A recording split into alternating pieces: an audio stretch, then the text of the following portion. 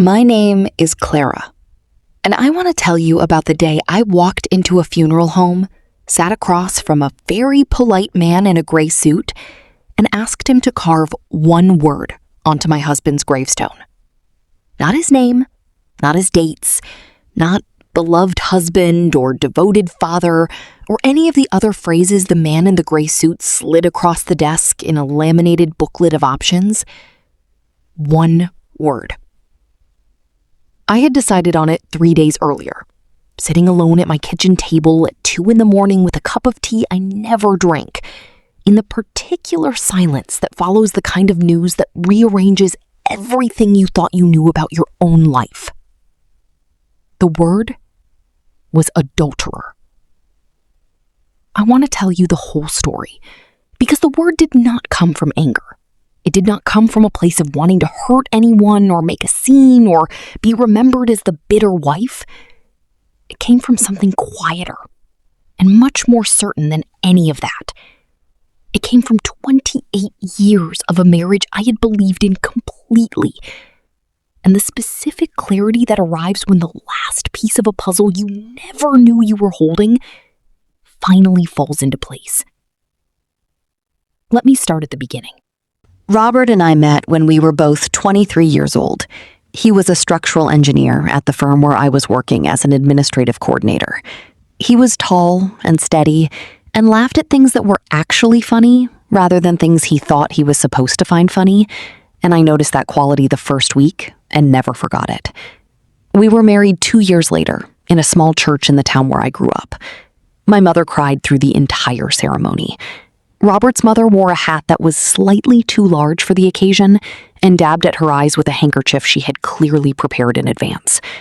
Our son Thomas was born 3 years after that, and our daughter Sophie 2 years after him. For the first 15 years, we were happy. I do not say this with the soft focus of someone revising history to make a story more dramatic. I say it plainly because it is true. We were not a perfect couple. We argued about money occasionally, about the children more than occasionally, about whose turn it was to call the plumber and whose side of the family we would spend Christmas with. We were ordinary in all the ways that ordinary marriages are ordinary, and I loved him, the way you love someone after 15 years. Not with the breathlessness of the beginning, but with something deeper and quieter. The specific love of two people who have built an entire life together and know the wheat and the sheep of it. Then the children grew older.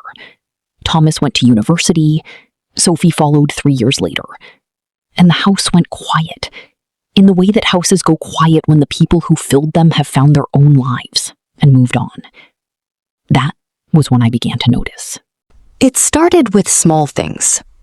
Robert had always been someone who came home at a predictable time, 6:30, sometimes 7, occasionally later if a project was running behind.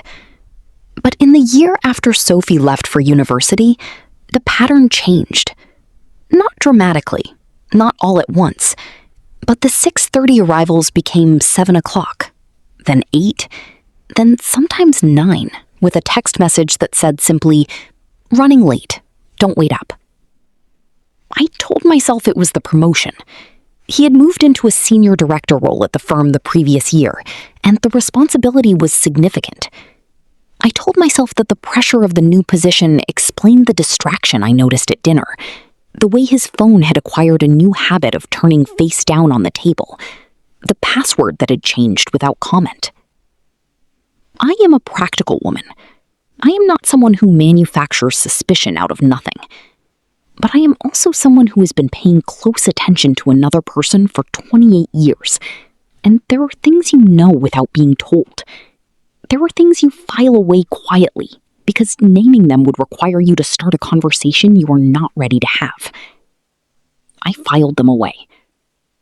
I told myself that the version of Robert I had married was still inside the person I was watching come home late, and I waited for something I could not have named to either confirm or disprove itself. The phone call came on a Tuesday afternoon. I was at home. I had been working at the kitchen table. I had taken a part-time role at a local charity 2 years earlier, managing their donor communications, and I worked most afternoons from home. It was just after 2 o'clock. The number on my phone was from Robert's firm. The voice on the other end was a woman I had never spoken to before. She said she was the HR coordinator. She said there had been an incident. She said Robert had collapsed in his office and an ambulance had been called, and I should come to the hospital. I drove there the way you drive when everything inside you has gone very quiet and very focused. Not panicking, just moving. I parked. I walked through the hospital's main entrance. I gave his name at the desk. A nurse led me to a waiting area and said a doctor would come to speak with me shortly. I sat down. I waited. The doctor who came to speak with me was a young woman with kind eyes and a careful way of delivering information. She told me that Robert had suffered a cardiac event, that despite the efforts of the paramedics and the emergency team, he had not survived. I sat with that for a moment. The way you sit with something enormous that has arrived too quickly for the mind to process. Then I asked where he had collapsed. She paused. A small pause. The kind of pause that holds something inside it. She said he had collapsed in one of the private offices on the 4th floor of his building. I said, "Whose office?" Another pause. She said a colleague's name. The name was Janet. I want to describe for you what happened inside me in the 30 seconds after she said that name, because it was not what you might expect. It was not rage. It was not the dramatic, flooding grief of someone who has just had their world rearranged.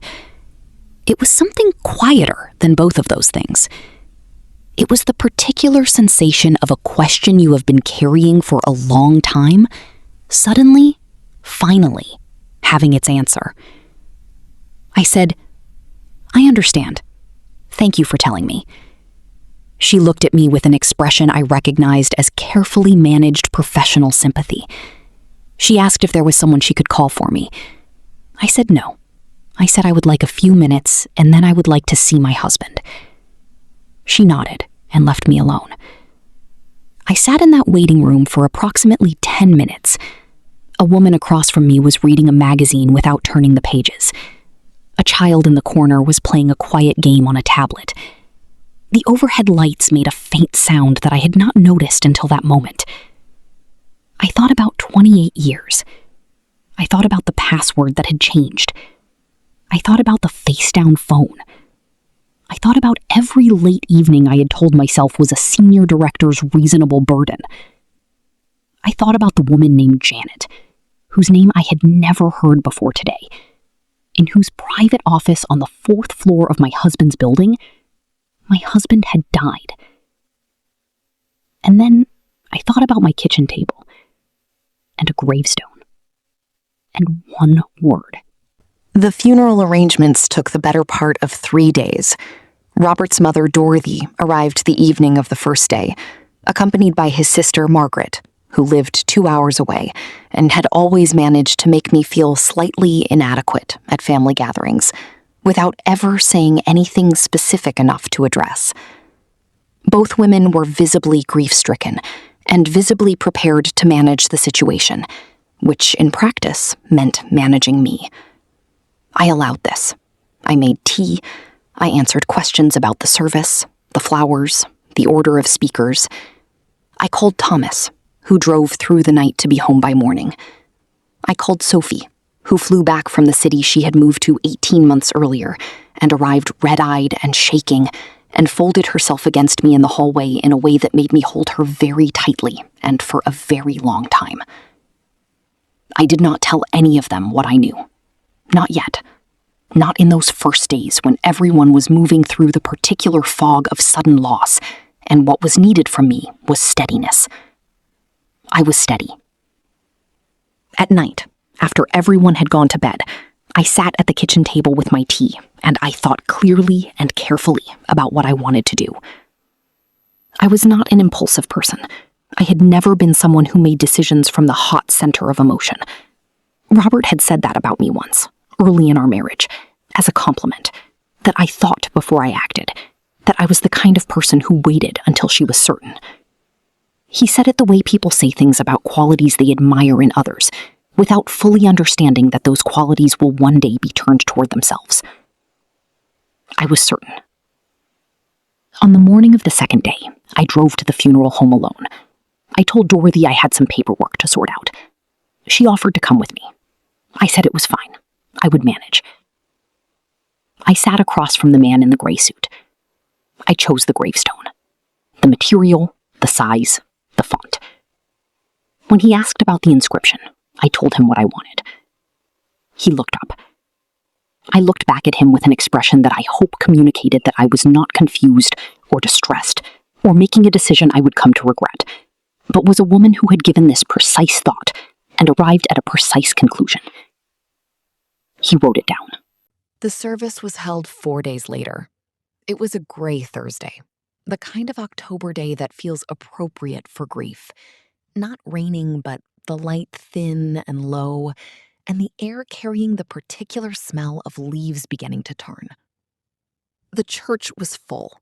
Robert had been well liked. His colleagues came in numbers, filling the rows behind the family section with their dark coats and their careful expressions. I saw the firm's senior partners in the third row. I saw women I recognized from the annual Christmas functions we attended together, dressed for grief, in the careful way of people who are thinking about how they appear. I did not look for Janet. I do not know if she was there. I did not look. I sat in the front row between Thomas and Sophie. Thomas had his father's build, tall and solid, and he sat with his hand over mine for most of the service, in a way that I found more steadying than anything anyone said to me that day. The speaker spoke. I listened. I said what I needed to say when it was my turn, which was brief and true, and did not mention anything I was not ready to say in a church full of people who did not yet know what I knew. Afterward, at the house, Dorothy and Margaret organized the food and the drinks, and moved through the gathered mourners with the particular energy of women who manage grief by managing logistics. I received condolences. I thanked people for coming. I was steady in the way I had decided to be steady. Thomas stayed close. He was 31 years old, and he had driven through the night to be with me. And he had a quality that afternoon of watching me with a careful attention that told me he understood, even without being told, that I was carrying something beyond the ordinary weight of the day. It was 2 weeks after the service that the gravestone was installed. I drove to the cemetery on a Monday morning with Thomas. We stood in front of it together. The stone was pale gray granite, clean and well cut. Robert's name, his dates, and beneath them, in the same clean font as everything else, adulterer. Thomas stood beside me for a long moment without speaking. Then he said, "Mom." I said, "I know." He said, "Did you know before?" I said, "I suspected. I found out the day he died." He was quiet again. A longer quiet. The kind that comes from someone processing several things at once. Grief and revelation, and the particular complicated sorrow of understanding that a parent you loved was also someone you did not fully know. He reached over and took my hand. He said, "Good." That was all he said. One word. And it was enough. Dorothy found out 3 days later. I had not called her. I had not announced it. I had simply allowed the gravestone to exist, which, in a town the size of ours, meant that by Tuesday afternoon, 2 of Dorothy's friends had visited the cemetery for other reasons, and by Wednesday morning, Dorothy's phone had been ringing with the kind of calls people make when they have seen something they cannot quite believe and need to confirm it. She called me on a Wednesday evening. Her voice had the quality of someone who has been crying and has decided to stop. She said, "Clara, what have you done?" I said, "I've marked his grave accurately." She said it was disrespectful. She said it was shameful. She said Robert was not here to defend himself, and that whatever I thought had happened, this was not the way. She said his children would have to look at that stone for the rest of their lives. I said, Thomas has seen it. Sophie has seen it. Neither of them asked me to change it. She said, I am asking you to change it. I said, I know. I said it gently, not with anger, not with the heat of someone who has been waiting for this fight, but with the particular finality of a woman who has made a decision she is entirely at peace with and does not require permission for. Dorothy hung up. Margaret called the following day. Her call was longer and more strategic. She cycled through several approaches, beginning with appeal to decency, moving through concern for the grandchildren's future emotional well-being, arriving eventually at a suggestion that perhaps I had not been in the right state of mind when I made the decision, and that no one would think less of me for quietly having it corrected. I listened to all of it. When she finished, I said, Margaret, I was in the clearest state of mind I have been in for several years. I appreciate your concern. The stone will remain as it is. She said I would regret it. I said, I've thought carefully about what I would regret. This isn't on the list. Thomas told me about the Reddit post 6 weeks later. He had posted in r/aita, he said, because he had been carrying the weight of the family's reaction and needed somewhere to put it. He had asked, simply, whether he was wrong for refusing to pressure his mother into changing the gravestone, and whether supporting her decision made him a bad son, a bad grandson, the kind of person who let anger override basic decency. He showed me the responses on his laptop at the kitchen table one Sunday afternoon. I sat beside him and read them. The upvotes numbered in the thousands. The comments filled pages. People from places I had never been and would never go, people with usernames and no faces, strangers who owed me nothing, had looked at the situation and said, in various ways and with various levels of eloquence, she is not wrong. She is not the villain here. She had 28 years. She found out on the day he died. She chose a single word. Let her have it. One comment had more upvotes than any other.